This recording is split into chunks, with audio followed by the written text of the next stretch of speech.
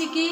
और आज जब सुबह के आराधना में आप सब हमारे साथ जुड़े हैं, मैं विश्वास करती हूँ कि प्रभु की उपस्थिति भी आपके साथ है। और जब हम इस आराधना में इस गीतों को गाते हैं, आप लोग भी हमारे साथ गाइए और प्रभु की स्तुति और महिमा करिए। Hallelujah, hallelujah.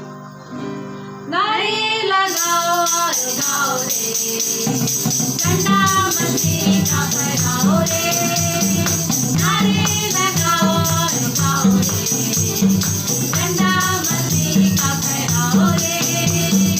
Hallelujah, hallelujah, hallelujah, hallelujah, hallelujah, hallelujah, hallelujah. जीवन से उलझा हुआ राही, यीशु के पास तुम आओ रे। जीवन से उलझा हुआ राही, यीशु के पास तुम आओ रे। गमगीने राहें छोड़ो, जिंदगी में अब तुझे छोड़ो रे।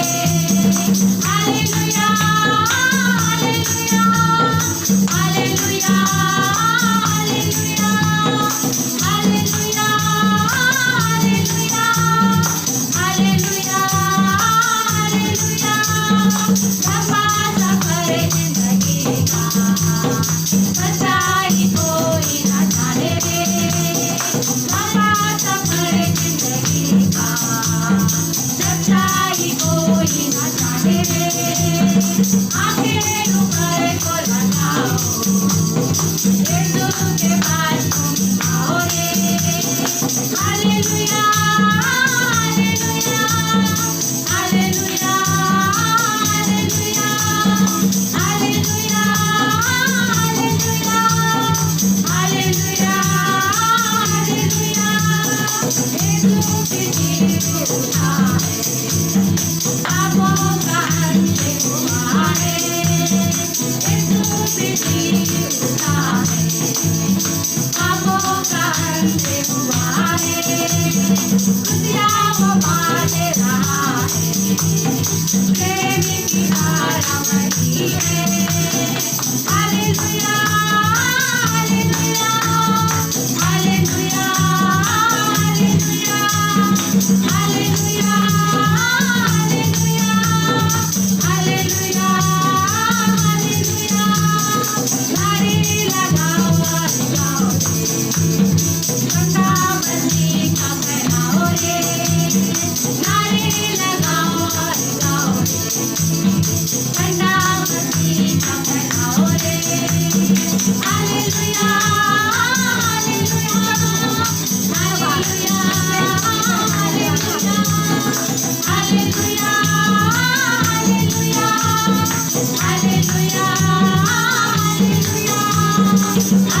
हालेलुया, हालेलुया, हालेलुया, हालेलुया,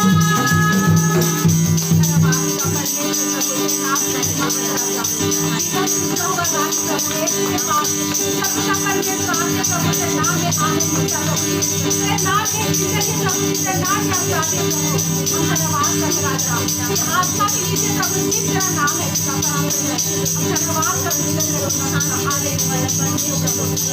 तेरे नाम हालेलुया, हालेलुया राजा, हालेलुया।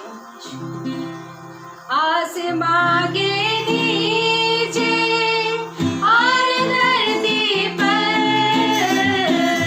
आसमां के नीचे और धरती पर, सबसे ऊंचा है यीशु तेरा नाम। सबसे ऊंचा है यीशु तेरा नाम। आसमां के नीचे और धरती पर, आसमां के नीचे और धरती पर, सबसे ऊंचा है यीशु तेरा नाम।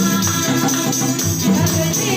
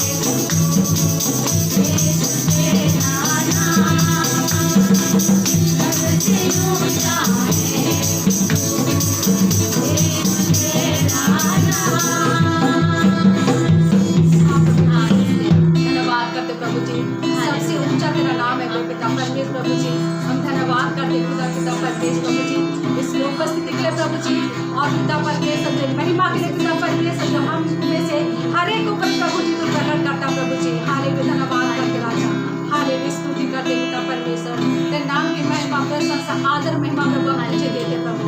हालेलुया, स्तुति करते पिता, हालेलुया, स्तुति करते हैं, तेरे नाम की महिमा प्रशंसा करते राजा।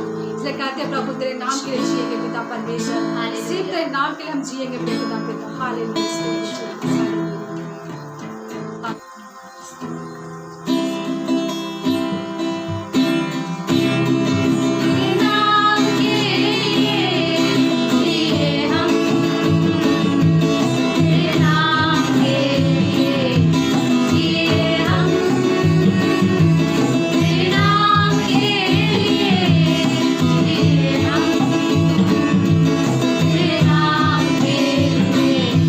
Yeah.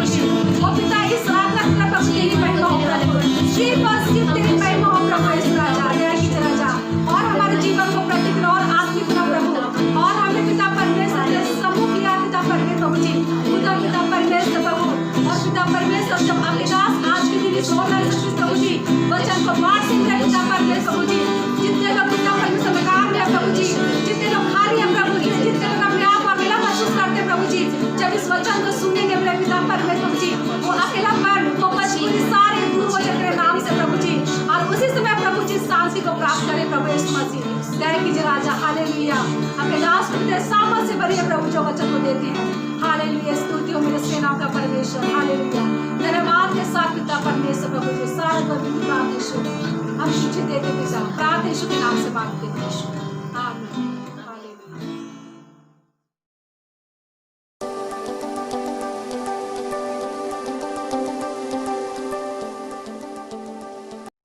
जागो सोने वालों, वक्त जाने लगा, आज तुमको जगाने कोई आया है। जिंदगी में किसी की सुनी ना सुनी, आज वचन सुनाने कोई आया है। जागो सोने वालों, जागो सोने वालों, वक्त जाने लगा, आज तुमको जगाने कोई आया है। जिंदगी में किसी ने सुनी ना सुनी, आज वचन सुनाने कोई आया है। जागो सोने वालों, जब दिन का उजाला बढ़ने लगा, झलकने पड़े क्यों सोने लगे। हर दम तुम्हें कोई जगाने आए, कभी जागे उठे कभी सोने लगे। ऐसों का नतीजा फिर न मिले, याद दिलाने कोई आया है। जागो सोने वालों, दुनिया में तुमने पाप किए, अपने लिए मौत कमाई है, और मन की शांति पाने में यूं सारी उम्र गवाई है।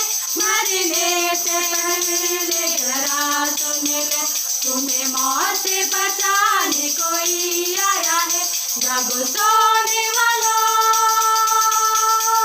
आ जाओ यीशु के कदमों में, छोड़ो ये दुनिया की बातें, जो ना माने मिट जाते हैं, जो बच जाते जीवन पाते। ऐसा न समय फिर आए कभी, हमें जीवन दिलाने कोई आया है। जागो सोने वालों, जागो सोने वालों, वक्त जाने लगा, आज तुमको जगाने कोई आया है। जिंदगी में किसी ने सुनी न सुनी, आज वचन सुनाने कोई आया है। जागो सोने वालों।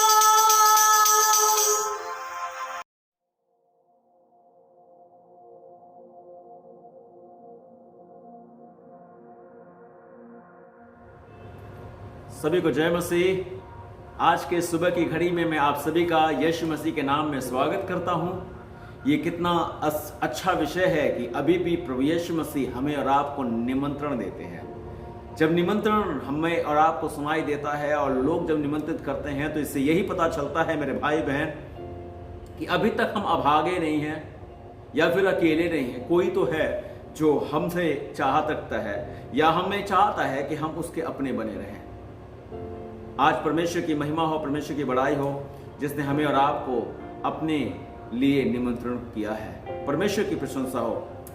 एक दिन एक व्यक्ति हांगकांग के मेट्रो स्टेशन में खड़ा होकर ट्रेन के आने का इंतजार कर रहा था और ट्रेन को आने में देरी हो रही थी। तो उसने देखा कि एक चिड़िया उस रेलवे स्टेशन में, मेट्रो स्टेशन में घूम रही है, उड़ रही है। और जब उड़ रही थी तो वो कोशिश कर रही थी कि वो उस रेलवे स्टेशन से बाहर निकल जाए, लेकिन वहां पर लोहे की कड़ियां इतनी ज्यादा थी कि वो कहीं से भी निकलना चाहती थी, वो निकल नहीं पा रही थी। इसका मतलब है कि वो चिड़िया उस कड़ियों के बीच में उस स्टेशन में खो गई थी। क्या आप भी ऐसा ही महसूस करते हैं कि आप भी ऐसे जीवन की कड़ियों में उलझ करके भूल गए हैं? संसार की कड़ियों ने आपको फंसा लिया है। संसार की संसारिकता में आप जूझ रहे हैं, आप क्या महसूस करते हैं? क्या आपको ऐसा लगता है कि आप खोए हुए जन हैं, या आप ऐसा कहते हैं कि आपकी परवाह करने वाला, आपकी चिंता करने वाला, आपका ख्याल करने वाला कोई नहीं है? हो सकता है कि आप कहते हो कि इस समाज के लोगों ने मुझे प्रताड़ित किया है, समाज के लोगों ने मुझे अप्रिय जाना है, आपके अपने माता पिता ने आपको तिरस्कृत किया है, हो सकता है कि आपके प्रेमी ने या प्रेमिका ने आपको छोड़ दिया है। क्या आप अपने जीवन में एक बड़े विध्वंस का अनुभव प्राप्त कर रहे हैं, जहां पर आपने बहुत बड़ी लालसा की थी चीजों की प्राप्ति करने की और उसमें आप चूक गए? आप शायद हो सकता है कि अपने जीवन में अपने रिश्तों को लेकर के अपने जीवन में महसूस करते हैं कि आप टूटे हुए या कमजोर हैं। पाप के मध्य आप भूल गए हैं कि आप लगातार खुद के शारीरिक अभिलाषाओं और शर्मनाक बुराइयों के जुए में जुटे हुए दास हैं। वे चीजें जिनको आपने नहीं सोचा कि करें और जिनको आपने अति प्रिय मित्रों से भी नहीं बता सकते, कि आप विवेक और आपकी आत्मा लगातार आपको उसके लिए कोसती रहती है। क्या आपके अंदर ऐसा भावना आता है कि मैं एक पापी हूं और मैं एक झूठा हूं, मैं योग्य नहीं हूं, मैं सही नहीं हूं? लेकिन कहीं ना कहीं आपके अंदर यह भावना आती है कि आप शुरुआत अच्छी करें। आपके अंदर ऐसा भाव उठता है कि आप कहते हैं कि मेरे लिए एक नई सुबह हो, लेकिन जब भी सुबह आती है तो वो बुराई होता है। आप कैसा महसूस करते हैं उस समय? क्या आप कहते हैं कि सब कुछ समाप्त हो गया है? मेरे भाई बहन, परमेश्वर का वचन यूहन्ना की पुस्तक उसके 8 अध्याय उसके 32वें पद में, यूहन्ना की पुस्तक 8 अध्याय उसके 32वें पद में परमेश्वर का वचन कहता है, तुम सत्य को जानोगे और सत्य तुम्हें स्वतंत्र करेगा। मेरा कहना है, सत्य क्या है? यह सत्य कौन है जिसके द्वारा हम स्वतंत्र हो सकते हैं? सत्य जो हमें परिवर्तित करता है, जो हमें बदल के रख देता है। यूहन्ना की पुस्तक उसके 4 अध्याय में एक घटना है जिसके विषय में बाइबल बताती है कि प्रभु यीशु मसीह सामरिया से होकर के जा रहे थे और रास्ते में उन्हें प्यास लगी और वे एक कुएं पर बैठ गए जो याकूब का कुआं था।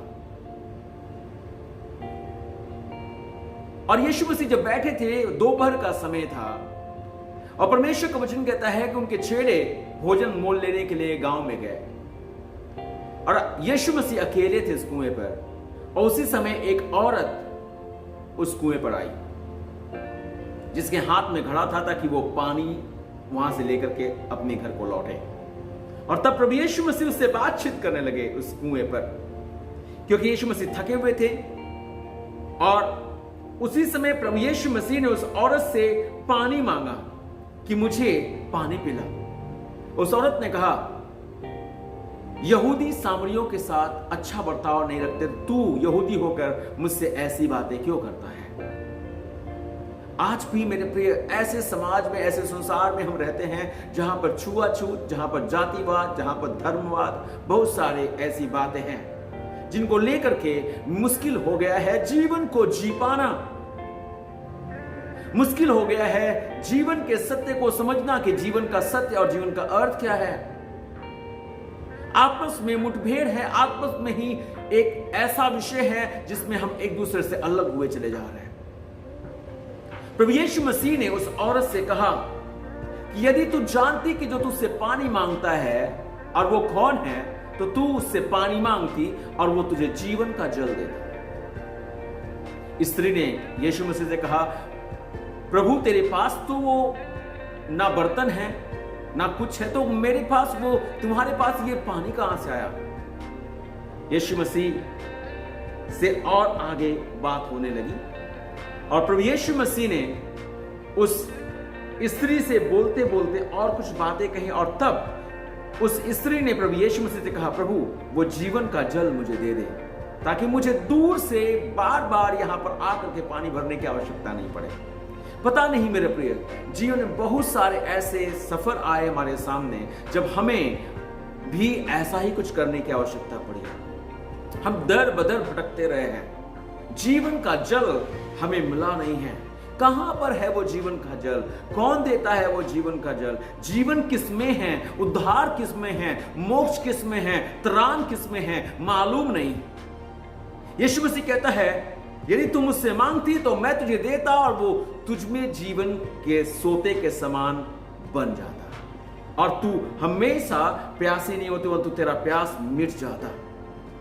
परमेश्वर का ये वचन जब प्रभु यीशु मसीह बात कर रहे थे तो 16वें पद से प्रभु यीशु मसीह ने उस औरत से और बातचीत की।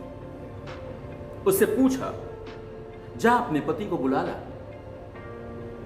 उस औरत के विषय में इस बाइबल के अंदर ऐसा तो शब्द नहीं लिखा हुआ है, लेकिन इस शब्द के द्वारा या इस वचन के द्वारा यह प्रमाणित होता है कि वो औरत समाज में तिरस्कृत औरत थी।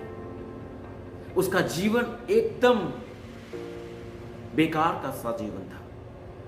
उसे कोई अपनाने को तैयार नहीं होगा, क्योंकि जब प्रभु यीशु मसीह ने कहा जा अपने पति को बुला ला, तो उस स्त्री ने 17वें पद में कहा, मैं बिना पति की हूं। और यीशु ने उसे कहा, तू ठीक कहती है, मैं बिना पति की हूं, क्योंकि तू 5 पति कर चुकी है और जिसके पास तू अब है वह भी तेरा पति नहीं। यह तूने सच ही कहा। यीशु ने उसके सच को प्रकट कर दिया। परमेश्वर ने उस औरत के जीवन की सच्चाई को सामने लाके खड़ा कर दिया और वो औरत इस बात को सुनने के बाद अवाक रह गई। लेकिन उसने, यीशु के शब्दों ने उस औरत को तोड़ा नहीं। और तब उस औरत ने प्रभु यीशु मसीह से बात करना शुरू किया कि हमारे बाप दादा तो आराधना करने के लिए यरूशलेम में जाया करते हैं। और तब प्रभु यीशु मसीह ने उस नारी से बोलना शुरू किया, विश्वास कर, 21वें पद में लिखा, विश्वास कर कि वह समय आता है कि तुम ना इस पहाड़ पर पिता की आराधना करोगे ना यरूशलेम में। तुम जिसे नहीं जानते उसकी आराधना करते हो, हम जिसे जानते उसकी आराधना करते, क्योंकि उद्धार यहूदियों में से है। परंतु वह समय आता है, वह अब भी है, जिससे सच्चे भक्त पिता की आराधना आत्मा और सच्चाई से करेंगे, क्योंकि पिता अपने लिए ऐसे आराधकों को ढूंढता है। उस समय तक उसे मालूम नहीं था कि आराधना कैसे करनी है। कहीं और जाने से हम आराधना कर सकते हैं, कहीं और जाने से ही हम अपने ईश्वर को खुश कर सकते हैं, क्योंकि लोगों के दिमाग में ये बातें ऐसी थी कि लोग सोचते थे कि परमेश्वर हमसे बड़ा है, महान है, हमसे दूर है, हम उस तक नहीं पहुंच सकते क्योंकि हम पापी हैं। लेकिन प्रभु यीशु मसीह ने उस औरत से इस बात को कहना शुरू किया कि वो समय आता है और अब भी है जिसमें सच्चे भक्त पिता की आराधना आत्मा और सच्चाई से करेंगे, क्योंकि पिता अपने लिए ऐसे आराधकों को ढूंढता है। परमेश्वर 24 पद बताता है, 4 अध्याय यूहन्ना की पुस्तक उसका 24 पद, परमेश्वर आत्मा है और वह अवश्य है कि उसकी आराधना करने वाले आत्मा और सच्चाई से आराधना करें। हालेलुया, परमेश्वर की प्रशंसा हो। उस औरत को यह सच मालूम नहीं था। उसे यह संदेह था कि पता नहीं परमेश्वर पापियों की आराधना स्वीकारता है कि नहीं। क्या मालूम, परमेश्वर के पास अगर मैं उसके तरीके से न जाऊं तो शायद परमेश्वर मुझे नकार दे। लेकिन परमेश्वर का वचन कहता है कि हम जहां भी हैं, जहां जैसे भी हैं, हम वहीं से अपने परमेश्वर की उपासना आराधना कर सकते हैं। और उसके आगे प्रभु यीशु मसीह ने जब इस बात को बोला तो 25वें पद में स्त्री ने उसे कहा, मैं जानती हूं कि मसीह जो ख्रिस्ट कहलाता है आने वाला है, जब वो आएगा तो हमें सब बातें बता देगा। यीशु ने उसे कहा, मैं जो तुझसे बोल रहा हूं वही हूं। सच कौन है?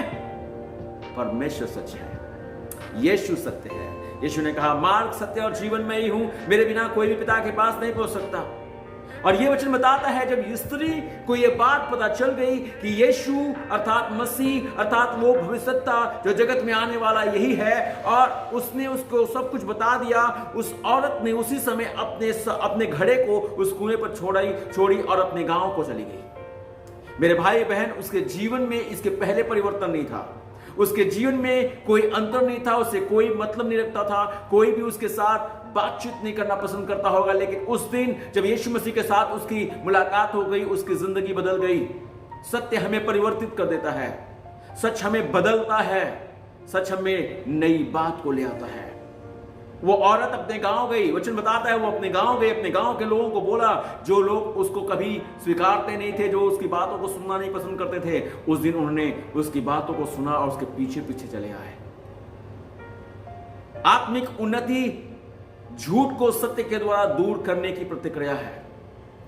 यीशु मसीह ने अपने चेलों के लिए प्रार्थना किया और वचन बताता है 17 अध्याय उसके 17 पद में, यूहन्ना की पुस्तक उसके 17 अध्याय उसके 17 पद में बोलता है, सत्य के द्वारा उन्हें पवित्र कर, तेरा वचन सत्य है। लोग ढूंढ ढांड करते हैं सत्य क्या है। मैंने बताया सत्य कौन है? परमेश्वर सत्य है। उसके बाद सत्य क्या है? वचन, परमेश्वर का वचन सत्य है और सत्य के द्वारा परमेश्वर वचन कहता है सत्य के द्वारा उन्हें पवित्र कर, तेरा वचन सत्य है। परमेश्वर का वचन सत्य है प्रिय, क्योंकि परमेश्वर का वचन अन्य शब्दों से भिन्न है, वो अलग है। क्यों मैं इस बात को बोल रहा हूं? क्योंकि यह जीवित वचन है। परमेश्वर का वचन जो है वो जीवित है। इब्रानियों की पुस्तक 4 अध्याय उसके 12 पद को पढ़िए, उसमें लिखा हो, क्योंकि परमेश्वर का वचन जीवित और प्रबल और हर एक दोधाई तलवार से भी अधिक चोखा है।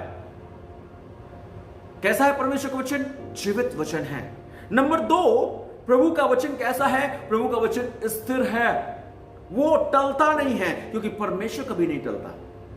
परमेश्वर एक सा बना रहने वाला परमेश्वर है, उसमें परिवर्तन नहीं होती और उसकी बातें कभी भी नहीं बदलती। पहला पत्रस 1 अध्याय उसका 25 पद अगर आप पढ़े तो वचन कहता है, बाइबल कहती है, परंतु परमेश्वर का वचन युगान युग स्थिर रहता है, ये कभी बदल नहीं जाता। मनुष्य का ऐसा वचन नहीं है, ये वचन सदा स्थिर रहने वाला वचन है। यही आदि में परमेश्वर के साथ था। हालेलुया, परमेश्वर की बड़ाई हो। बाइबल सैद्धांतिक किताबों से भी हटकर है, क्योंकि परमेश्वर का वचन जीवन देता है, विश्वास उत्पन्न करता है, परिवर्तन ले आता है। शैतान भी इस वचन से कांपता और भागता है। इसके चलते अद्भुत काम होते हैं, चरित्र का निर्माण होता है। मेरे प्रिय भाई बहन, दर्द मिट जाता है, परिस्थितियों को यह वचन बदल देता है, आनंद ले आता है। इस वचन में शोक, इस वचन को सुनने से शोक नहीं होता, आनंद आता है। मुसीबतों पर जय प्रदान करता है, परीक्षाओं में जय बनाता है और निराशा नहीं देता, ये आशा देता है। ये वचन कैसा है? ये आशा देने वाला वचन है और हमारे भविष्य के लिए हमेशा हमें गारंटी देता है। हालेलुया, परमेश्वर की महिमा हो। इसलिए प्रियो, आइए हम सारे इसके लिए भूखे और प्यासे बन जाएं। जैसे एक नवजात शिशु अपने लिए दूध के लिए भूखा प्यासा होता है, वैसे हमें भी जरूरत है कि हम भी इस वचन के लिए भूखे और प्यासे बन जाएं, क्योंकि प्रभु का वचन कहता है, तुम सत्य को जानोगे और सत्य तुम्हें स्वतंत्र करेगा। और सत्य क्या है? परमेश्वर सत्य है और उसका वचन सत्य है। आज के इस दिन में जीवन में जीवित रहने के लिए हमें उसके वचन में बने रहना होगा। यह हमें 3 बातों की मांग करता है। पहली बात जिसकी मांग करता है वो ये है कि मुझे इसके अधिकार को स्वीकार करना होगा। परमेश्वर के वचन के अधिकार को मुझे स्वीकारना है कि ये परमेश्वर का वचन है और ये मेरे लिए है। आमीन, आमीन।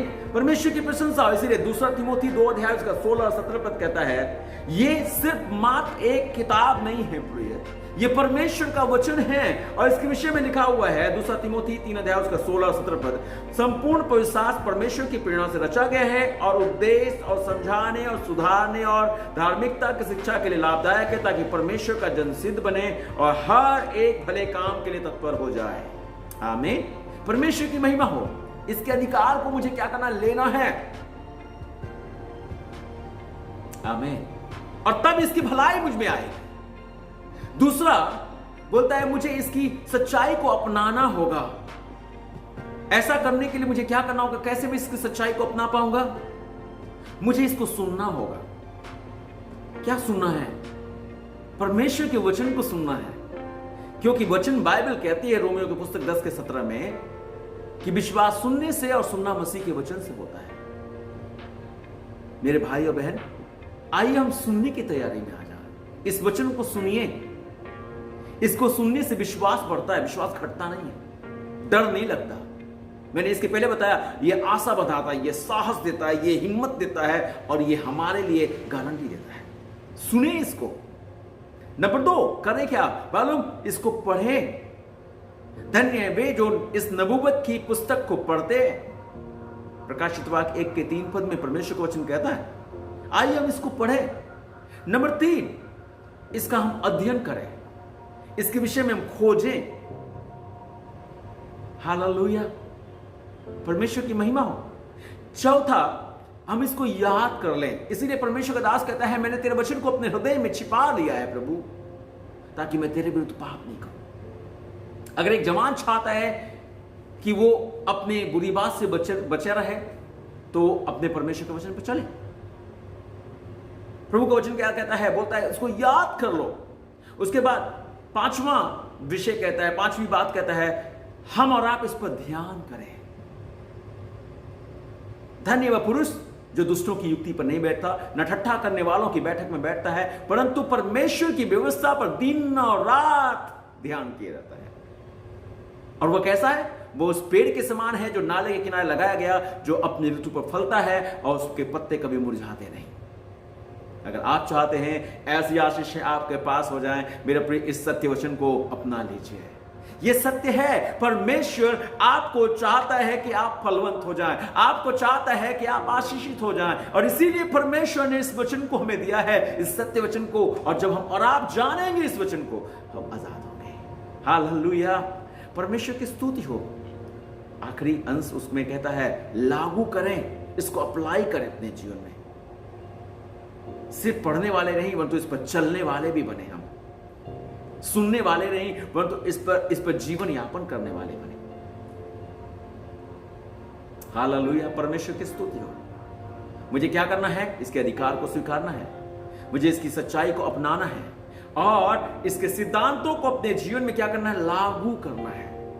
इसीलिए परमेश्वर का वचन यूहन्ना की पुस्तक उसका 8 अध्याय 31 और 32 पद में हमसे यूं कहता है। फिर से हम देख लें, यूहन्ना की पुस्तक 8 अध्याय उसका 31 और 32 पद। तब यीशु ने उन यहूदियों से जिन्होंने उस पर विश्वास किया था कहा, यदि तुम मेरे वचन में बने रहोगे तो सचमुच मेरे चेले ठहरोगे, तुम सत्य को जानोगे और सत्य तुम्हें स्वतंत्र करेगा। बहुत सारे लोग हैं जो सत्य की खोज में पता नहीं कहां कहां भटकते हैं। लोगों ने अपने शरीरों को छलनी कर लिया, लोगों ने सत्य की प्राप्ति के लिए पता नहीं अपने शरीरों की समाधि बना ली। सत्य को ढूंढते ढूंढते पता नहीं कहां से कहां चले गए। लेकिन सत्य तो ऐसा है जो चाहता है कि हम और आप उसे जान ले, और सत्य परमेश्वर है, और उसने चाहत रखी है कि हम और आप उसे जान लें। किसी ने इस प्रकार से कहा, अस्तो मा सद्गमय, तमसो मा ज्योतिर्गमय, मृत्यु मा अमृतगमय। ओम शांति शांति शांति। जानते हैं क्या इसका मतलब है? मुझे असत्य से सत्य की ओर ले चलो, मुझे अंधकार से प्रकाश की ओर ले चलो, मुझे मृत्यु से अमरता की ओर ले चलो। वो व्यक्ति भी अपने जीवन में सत्य को ढूंढ ढूंढ के इधर उधर भटक रहा है, और ये प्रार्थना, ये विनती कर रहा है कि मैं अब इस असत्य से मैं टूट गया हूं, मुझे इस मृत्यु से अमरता की ओर ले चलो, जहां पर मृत्यु का भय नहीं हो। और यहां पर ले जाने वाला सिर्फ एक जन है। हालेलुया, मेरे प्रिय, परख कर देखिए, चूकिए मत, भागिए मत, नजदीक आकर देखिए परमेश्वर कैसा भला है। मोहम्मद साहब ने इस प्रकार से अपने विषय में कहा, मुझे जीवन का उद्देश्य क्या है नहीं मालूम। महात्मा बुद्ध ने भी यह बात कही थी, सत्य की खोज करो। एक चाइनीज फिलोसोफर जिनका नाम है कन्फ्यूशियस कहते हैं, मैं मार्ग नहीं हूं, लेकिन यीशु मसीह ने अपने विषय में कहा, मैं मार्ग, सत्य और जीवन हूं। जो मेरे पीछे हो लेगा वो पिता के पास पहुंचेगा। हालेलुया। यीशु एकमात्र एक वो व्यक्ति है जो मरने के बाद मृतकों में से जी उठा। इसके विषय इतिहास गवाही देती है। लेकिन जितने और यीशु मसीह के बाद या यीशु मसीह के पहले आए, वे आज तक जीवित नहीं है, लेकिन यीशु आज भी जीवित है। हालेलुया, परमेश्वर की महिमा हो। और जो जीवित है वो सच्चा है, उसमें सच्चाई है। झूठ मिटता जाता है, सत्य हमेशा बना रहता है, परमेश्वर हमेशा बना रहता है, इसीलिए वो सत्य है। आइए हम परमेश्वर के वचन को और थोड़ा जानें। सत्य को जानना, सत्य को पहचानना और जानना कि वही सही है। सत्य हमें स्वतंत्र करेगा। जहां आपने जिस सच्चाई को ग्रहण कर लिया और जब तक आप उस पर सच्चा विश्वास करते हैं और उसे जानते हैं और सत्य के रूप में ग्रहण करते हैं तो आप स्वतंत्र हैं। सत्य वही है जिस पर आप अपने हृदय में विश्वास करते हैं। यह ऐसा नहीं कि किसी ने आपको विश्वास करने के लिए और ग्रहण करने के लिए कहा, लेकिन यह खुद आपके लिए वास्तविकता और सच्चाई बन जाती है। और जब आप उस पर विश्वास करके ग्रहण करते हैं तो यह आपके लिए सच्चाई बनता है। ऐसे नहीं जैसे कोई कथा या धर्म पुराण की बात हो। आपकी समझ से आप जिसे कहते हैं, जिस सत्य को आप अपने हृदय में ग्रहण करते हैं, वही आपकी वास्तविकता बन जाती है, वही आपकी सच्चाई बन जाती है। मेरे प्रिय भाई बहन, नहीं जानता कि आपकी वास्तविकता कैसी है, लेकिन मैं एक ऐसी वास्तविकता को जानता हूं कि जब यीशु मसीह को परमेश्वर ने संसार में भेजा था तो वह चाहता था कि पूरी दुनिया जान ले कि परमेश्वर कैसा और कौन है। वो भला, दयालु, अनुग्रहकारी, विलंब से क्रोध करने वाला और अति करुणामय परमेश्वर है। वो तरस खाता है। जब उसने देखा कि मानव जाति अपने पाप के दासत्व में फंस करके मृत्यु के करीब पहुंच रही है और मृत्यु से छूटने का कोई मार्ग नहीं है, तब उसने अपने पुत्र को भेजा कि वो इस संसार में आकर के पूरे मानव के लिए अपने प्राणों की बलि दे। क्योंकि पाप से छुटकारे के लिए एक ही रास्ता था कि लोग अपने लिए बलि चढ़ाएं और अपने परमेश्वर के सामने उसके अर्घ के द्वारा अपने पापों से क्षमा प्राप्त करने पाए। और तभी परमेश्वर ने पुत्र को इस संसार में भेजा ताकि वो हमारे पापों के लिए मरे, वो हमारे कारण उस क्रूस के ऊपर टांगा जाए। जानते हैं परमेश्वर के प्रिय भाई और बहन, जब यीशु मसीह लांछित किया गया, किसके लिए? वो मेरे लिए और आपके लिए। मैं वो जन था जिसके लिए यीशु मसीह को लांछित होना पड़ा। उसके गाल के दाढ़ियों को नोचा गया, ओ उसे जलील किया गया, उसके ऊपर थूका गया। ओ मेरे प्रिय, हमें और आपको उस सत्य तक पहुंचाने के लिए यीशु ने जो कार्य किया वो यही था कि उस पर कोड़े की मार पड़ी, उसके सिर के ऊपर कांटों का ताज रखा गया, उसे एक भारी क्रूस उसके कंधे पर लादा गया और वो उसे उठा करके गुलगुता की पहाड़ी तक गया, जहां पर उसको उस क्रूस पर टांगा जाने पर था। यहीं पर समाप्त नहीं हुआ मेरे भाई बहन। मैं आपको बताऊं, जब वो यीशु उस क्रूस पर लटकाया जा रहा था तो उसके हाथ और पैर दोनों को छेदा गया कील से, और इसके साथ साथ उसके पंजर में भी भाला भोंक दिया गया। ये सब इसलिए था कि हम और आप अगर विश्वास करें तो हम और आप बच जाएं। हम और आप अगर उसके पास आ जाएं तो हम मरने से बच जाएं, हम जीवन प्राप्त हो पाएं। परमेश्वर की महिमा हो। सारे मानव जाति के पापों और गफलत को लिए हुए उसने बलि अपने आप को चढ़ा दिया। परमेश्वर ने अपने प्रेम की भलाई हम पर इस प्रकार से प्रकट की कि जब हम पापी थे तब यीशु हमारे लिए मरा, ताकि हमें अपने पापों के लिए मरने की आवश्यकता नहीं पड़े। सत्य यही है, अगर हम और आप उसके पास आ जाते हैं तो जीवन हमारे पास होगा, हम छूट जाएंगे। सारी अधार्मिकता से छुटकारे की खातिर उसका लहू मेरे और आपके खातिर बहा। मेरे प्रिय, हमारी ही गफलत के लिए, हमारे शर्म के लिए, हमारी बुराई को हटाए जाने के लिए, हमारे कमजोरियों के लिए, सारी बुरी बातों को जो हम करते गए, ओ मेरे प्रिय, हम जानते हैं कि वे अच्छे नहीं थे और न्याय संगत नहीं थे, लेकिन फिर भी उसने उसके लिए हमारे लिए सब कामों किया ताकि हम और आप छुड़ा ले जाए। आज भी वो कहता है, तुम सत्य को जानोगे और सत्य तुम्हें स्वतंत्र करेगा। अगर आप फंसे हुए हैं, आप गफलत में हैं, आपकी जिंदगी पापमय जीवन से भरी हुई है, आप नशे के आदी हैं, आप किसी गलत बात के शिकार बन गए हैं, कोई ऐसा रोग आपको लग गया है, वो मेरे प्रिय, आज ही वो परमेश्वर हमसे और आपसे कहता है, यदि हम अपने पापों को मान लें तो वह हमारे पापों को क्षमा करने और सब अधर्म से शुद्ध करने में विश्वास योग्य और धर्मी है। कोई अगर गलत करे तो उसको क्षमा कोई करता है, ये तो मैंने कभी नहीं सुना था। ये तो मैंने कभी नहीं सुना था, क्योंकि मैंने इतनी बात सुनी थी जरूर कि जब कोई गलती करता है तो उसको सजा मिलती है। जब हम सिग्नल तोड़ते हैं तो पेनाल्टी देनी पड़ती है।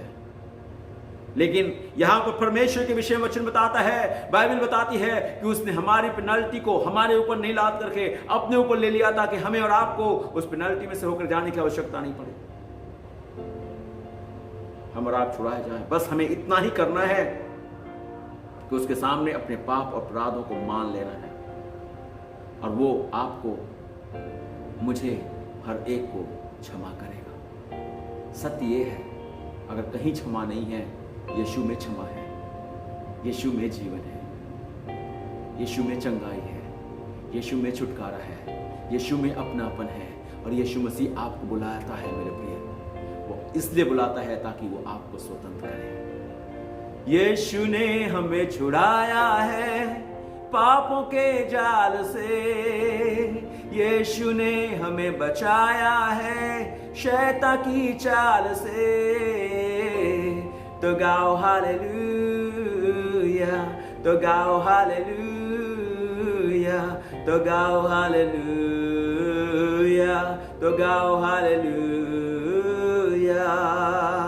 अब हम ना डरेंगे, यीशु जो साथ है, शैतान से हम लड़ेंगे यीशु के नाम से। ओ मेरे प्रिय, वो हमारे साथ है, वो हमारे लिए है, वो हमसे दूर नहीं है। वो चाहता है कि आज ही हम और आप जो दूर हैं उसके पास चले आए। वो आपको मुक्त करना चाहता है, वो आपको आजाद करना चाहता है, क्योंकि स्वर्ग के नीचे मनुष्यों के बीच में कोई और दूसरा नाम नहीं दिया गया है जिससे लोग उद्धार प्राप्त करें। सिर्फ एक नाम है, और वो नाम है यीशु का। अगर हम उस नाम को अपनाते हैं, उसके प्रेम को और उसके इस कार्य को समझते हैं, तो हम और आप स्वतंत्र हो सकते हैं।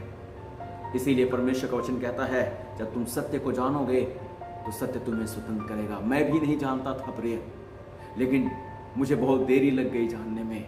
लेकिन जब मैं जाना, मैं आज अपने जीवन में इस बात का सत्य लेकर जीता हूँ कि मैं छुड़ाया गया हूँ, और मुझे छुड़ाने वाला और कोई नहीं है।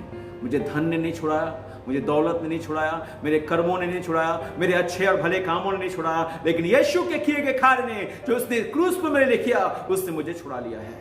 क्या आप छूटना चाहते हैं? क्या आप आजाद होना चाहते हैं? उसके पास चले आए अपनी आंखों को बंद करें, उस परमेश्वर से प्रार्थना करें, मेरे स्वामी अपने बच्चों पर दया कर दे। अनुरिखर जीवित परमेश्वर जो अपने हताशा और निराशा में है, अपने अपमान में है, अपनी गफलत में है, अपने शर्म में जीवन को जी रहे हैं। ओ खुदा बाप, जीवन जीना इनके दुभर सा लग रहा है। राजाओं के राजा, प्रभुओं के प्रभु यीशु, ये सत्य इन पर प्रकाशित हो जाए कि मेरे पिता, तू अभी भी प्रेम करने वाला परमेश्वर है, तू अभी भी प्यार करता है इनसे। ओ प्रभु, तू इनसे नफरत नहीं करता, क्योंकि तेरा वचन तो कहता प्रभु, तूने पापियों से प्रेम किया है, तू खोए हुओं को ढूंढने और उनका उद्धार कराने के लिए आया है।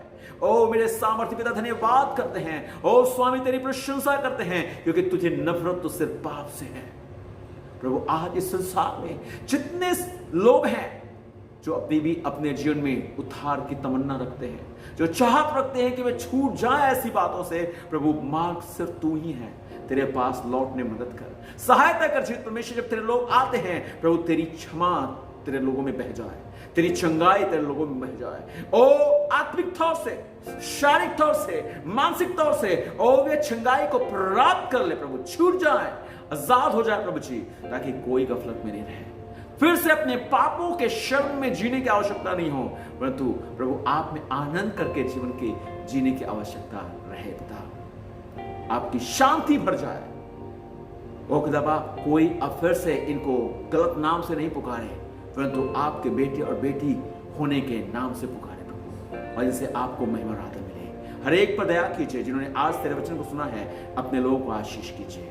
इनमें से कोई भी अगर बीमार है, अपने शरीरों में घायल है, शैतान से ग्रसित है, यीशु के नाम से हम प्रार्थना करते हैं प्रभु, उन्हें हर एक बात से आजादी दीजिए। धन्यवाद करते हैं, आपको इज्जत देते हैं। प्रार्थना यीशु आपके पवित्र और मीठे नाम से हम मांग लेते हैं। आमीन आमीन। परमेश्वर आप सभी को आशीष दे। जय मसीह।